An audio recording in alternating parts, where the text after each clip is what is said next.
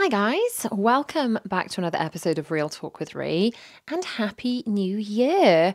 I am speaking to you from the past. I'm actually recording this at the very end of 2023, but if you're listening to it, it's 2024. How is the new year treating you? I hope it is going well. So the new year means also back to school. And it's back to school if you're in the UK, kind of a grim time. You know, January is a bit meh, isn't it?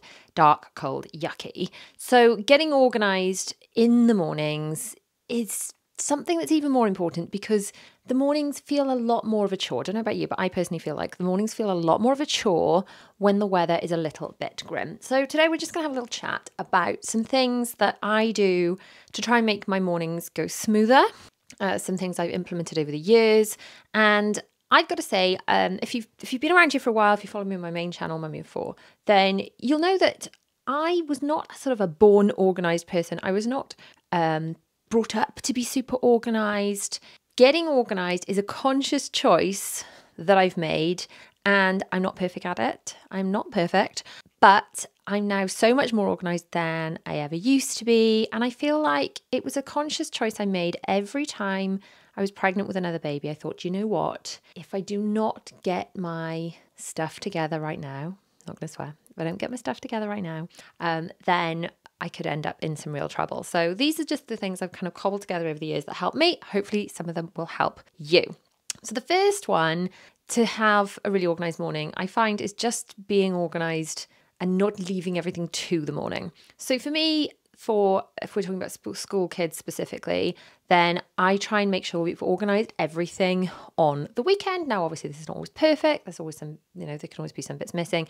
But primarily, we tend to organise all of the uniform for the week on the weekend, and it goes into the children's wardrobes. And it's not organised by, like years ago, I'd put socks with socks and pants with pants and tops in the wardrobe and hung up and trousers somewhere else.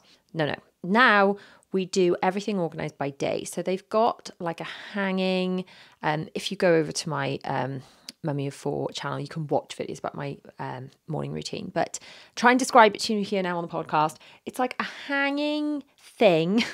My description's excellent, isn't it? A hanging thing that hangs, and it's got slots in it. So it hangs over the rail. You can buy them in IKEA, buy them on Amazon. It's like a hanging clothes sorter, and it's got at least 5 slots in it, if not more.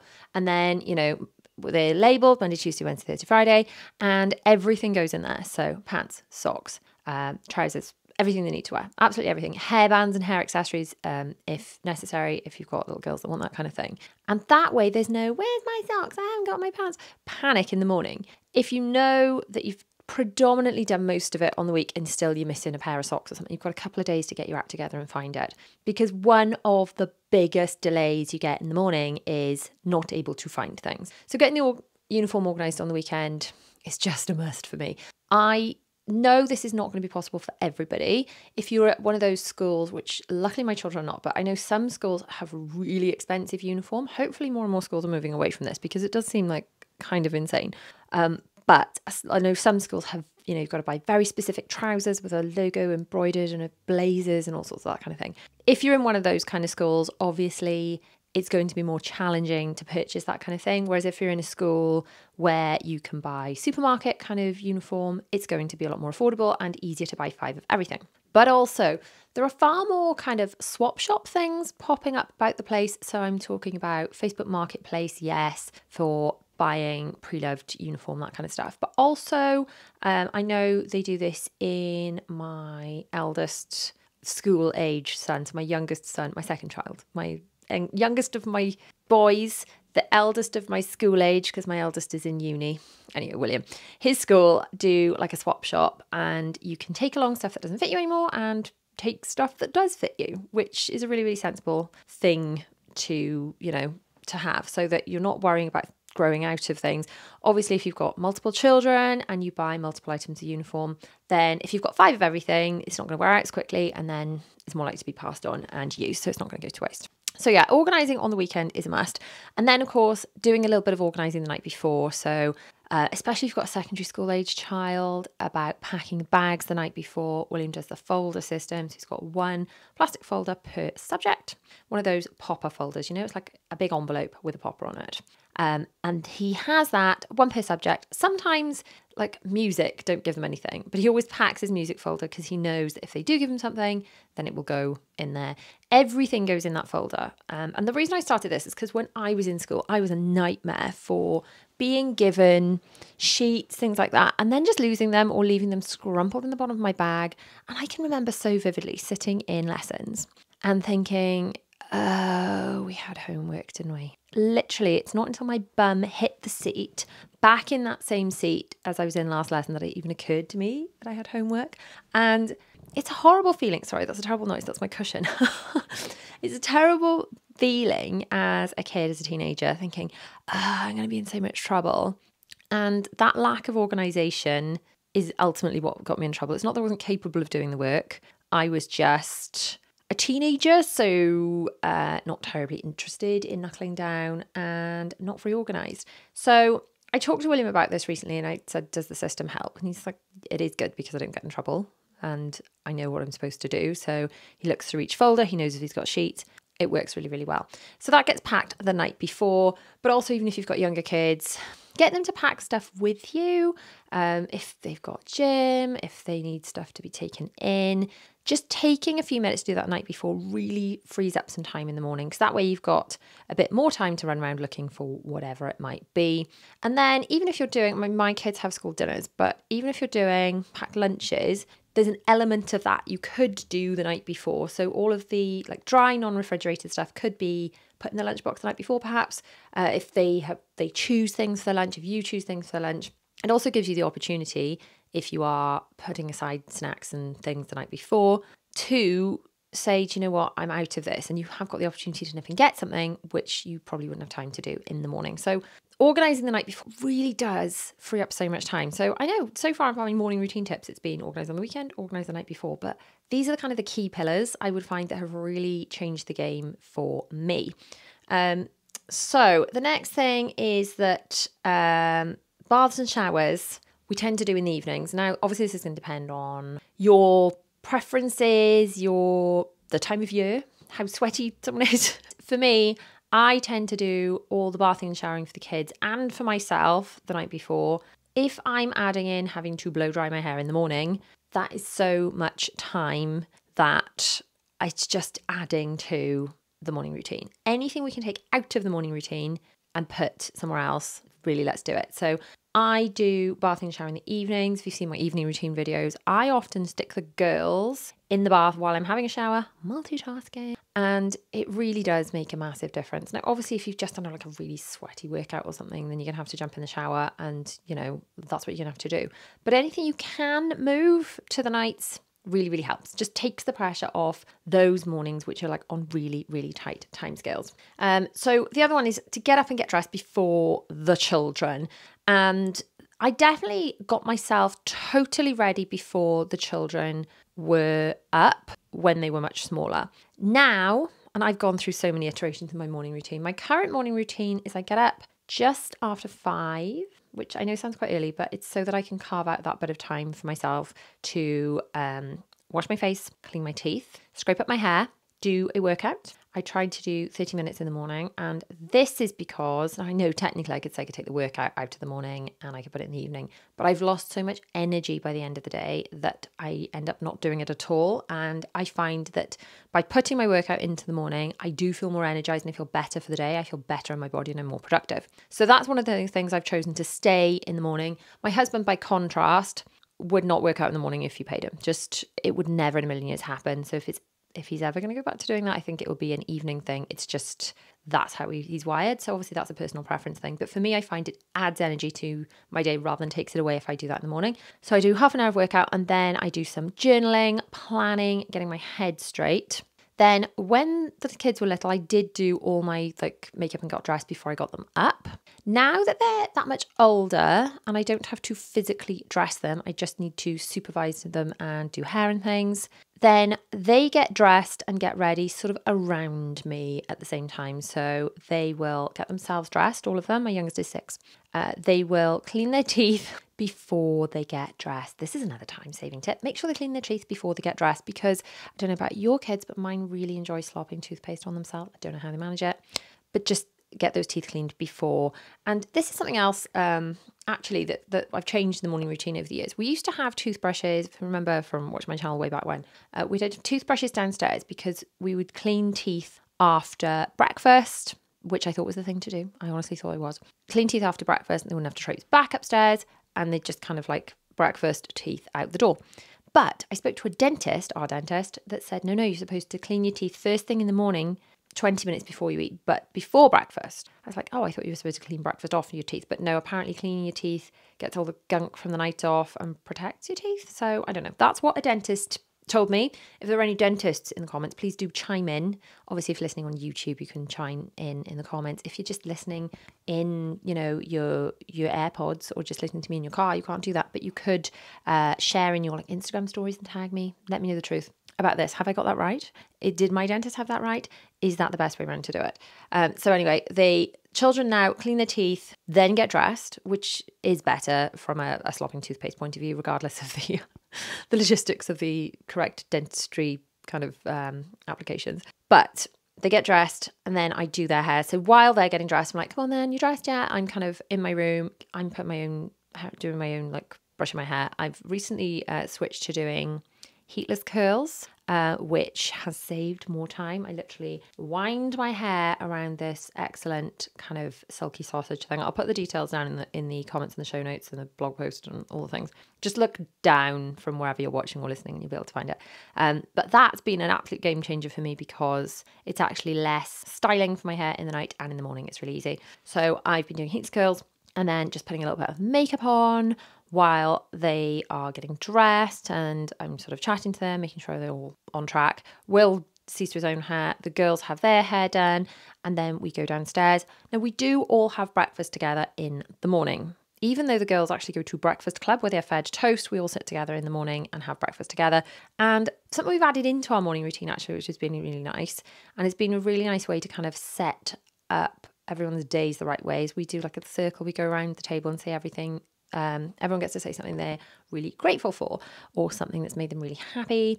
And it's just a really nice positive way to start the day, especially when the weather is grim and everyone just feels grim and no one even wants to. It's an absolute game changer. The other thing that can make a big difference actually is having your own clothes picked out. So kind of harping back to the organising the children's uniform. As an adult, I mean, you might wear uniform, you might be in a job where you wear uniform, in which case, get it sorted with the kids. But if you are in a job or whatever you do with your life where you can just pick your own clothes, putting those out the night before can take away a few minutes of dithering, especially if you are horribly indecisive like me. You can never decide what to wear. Take that decision out of your hands in the morning and do it the night before. So the other thing that we do that makes a real difference is we do have a backpack station by the front door. So all the school bags live by the front door. It's not like, where's my bag? Where's my this? If it's their PE kit, their school bags, their wellies, whatever, they all go in this backpack station. We've got a Calyx box. In fact, you can see some behind me if you're watching on YouTube. This is a Calyx. I have a lot of them all over my house because they are so flipping helpful. So the shelving thing is called Calyx. I'm not sure if I'm saying it correctly because my pronouncing of all the IKEA stuff is appalling. But I think they're called Drona boxes, DRO with 2 dots above it, NA boxes.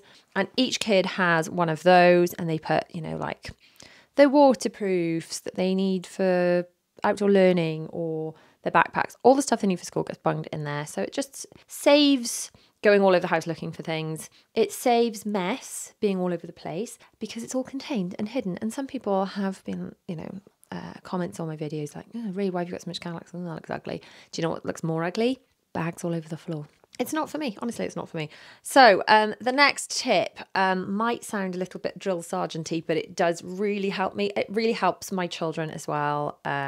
Because it's not always me nagging, it means it can put the nagging onto something else, and that nagging is my phone. My phone has alarms on it. So I've got alarms that go off at times through the morning. So I have an alarm that gets me up. I'm not wearing it at the moment, but I have an alarm that wakes me up on my Apple Watch so that I don't wake my husband and my kids, because otherwise it would defeat the object if they get up too, getting up to have some quiet time to exercise and journal and things before everyone gets up. So that first alarm is one on my wrist. The children have their own alarms for them, the time that they're expected to get up, so they can start getting up, going to the toilet, cleaning their teeth. I then have an alarm that tells me stop journaling and planning and doing whatever you're doing, go upstairs and see to the kids. Then we have a time for breakfast alarm. And this is actually set for a few minutes before we actually need to go down, probably 5. And it's just guys, if this alarm has gone off and we've not already gone downstairs, we really need to wrap it up. So if hair is not done, if you're not dressed, it needs to happen now. It's like, oh, okay, let's get moving. Let's really dial the speed up. And it just saves me being like, come on, move it all morning. And it just puts the onus on something else. We tend to pick quite upbeat songs, things the kids like for these alarms. So they put people in a good mood. Music's a really good way to lift your mood. So by having these little alarms, it really, really helps. So we have a time for breakfast alarm. Then because my children are very slow eaters, not as bad as when they were little, when they were tiny, it was like pulling teeth, how slow they were. But we've got an end of breakfast alarm, which means it's time to clear up. And that means that we can chat over breakfast. We can talk about our days, do our gratitude circle, all that kind of stuff without having to clock watch. And I think for me, that's what the alarms are for. Like, for example, this is not a morning routine thing. This is my end of the workday and school pickup thing. But I have an alarm that says it's time to go and pick up the kids from school. And it's not because I would forget to pick up my children. I know they need picking up. But when I know I've got to go and do something at a certain time, I do end up getting a bit like, oh, is it time to go yet? Oh, and I'm not in what I'm doing because I'm worried I'm going to miss the thing I should be doing, which is picking up my children. So the end of breakfast alarm is very similar to that, really. It's, okay, it's just like, stop doing what we're doing. You don't have to clock watch, but when that alarm goes off, we need to clear up. Then as a family, we clear up. So I do get the children to help. Now, as they get older, they do more and more. So my little one will help clear the table. Both girls will help clear the table. They will grab the little vacuum cleaner, and because I don't know how many Cheerios they managed to get on the floor, it's a lot. And like vacuum just as we go under the table. They can help with doing stuff like that. So myself, my husband, all muck in, and William, who's 11. So William will actually put stuff in the dishwasher. So the girls carry stuff over. They don't put stuff in the dishwasher yet because it all gets stacked a bit funny. But William is better at stacking. And then the table just gets sprayed and wiped. And then we've kind of reset the kitchen. So everything is away after breakfast. And then I don't have to come home after the school run. I can come home and start working straight away. I don't have to come home and tidy up. So yeah, we do that little reset. And then the children have a few spare minutes to do whatever they want, probably 10, 15 minutes. And then there's another alarm goes off, which is time to get your shoes on. And this goes off on William's phone, and it's a song he picked himself. It's from Hamilton. It's I'm Not Throwing Away My Shot. And he loves it so much, it puts him in a really good mood, and everyone ends up singing to it. So those are the alarms that go off. That's like shoes and coats. And then Will's like, come on, shoes and coats. And then we get our shoes and coats on. Getting the shoes and coats on, actually, the alarm goes off, leaving plenty of time for that, because there's always a little bit of wiggle room. My whole morning routine is based on allowing a little bit of wiggle room for when things go wrong, as they inevitably do. Whether you've got children on the spectrum, neurotypical children, there's going to be issues that happen from time to time on school mornings. So specifically, if you've got children with autism, you might be dealing with a meltdown. You need that bit of wiggle room. You need that bit of breathing space put into your morning. So all of these times have kind of been tweaked over the years and reverse engineered based on the time we have to leave and worked back. So to allow enough time for each activity, each chunk, each segment of our morning routine to go smoothly. Another really simple tip to implement is to just limit breakfast choices in the morning for a school morning. So my children have fruit and cereal and yogurt in the morning, but they only have, I think, 2 choices of like normal cereal that they go between. So it's not a massive, massive choice. Or you could even ask them to choose the night before. You could even ask them to put their cereal box, you could get them to choose that night before if that's something you wanted to do. But they do have more cereal choices on the weekends. We have like what they call weekend cereals, which are, there's like more sugary cereals and things that I don't especially mind them having. But if they're going to have something slightly more on the healthy side for most of the week, then that's beneficial, but it also limits those choices. And also we just keep it really simple. So they just have strawberries and pink lady apples they have either one or both of those in the morning. That's chopped up and we all just kind of share it from a platter in the middle. And then they have bananas as their snack for school. So they tend to just always have that. Some people might say it's boring. My children who love routine love it, and I find it easier because it's just less bandwidth. It's less having to figure out what's happening. I know they're all going to eat it, and I know there's no arguing, which obviously takes time in the mornings. You could invest in a time timer if your children are very small and have difficulty visualizing time. It's kind of like an egg timer. I will link all this below. It's kind of like an egg timer, but it it shows how much time is left, and it's got a very visual representation. There are also, I think they also have an app actually. Just put time timer in the App Store, then you can have a look at that, and you can put that as a countdown, or if your children understand numbers, you can just put a timer of how long they've got left to get dressed or eat their food or whatever, if you find that things are going a bit slow. Sometimes by making it a bit of a quick, let's get it done, like fun thing, then they can move a little bit quicker, which can be a bit less stressful. And then another one that I always have, and this is for if I'm kind of really running late, always got like a really minimal makeup kit in my bag. So if it turns out that things have gone really, really pear-shaped, a little bit wonky, but I still have to go somewhere having dropped the children off, then I've got a little bit in my bag to just kind of tidy myself up as a last resort.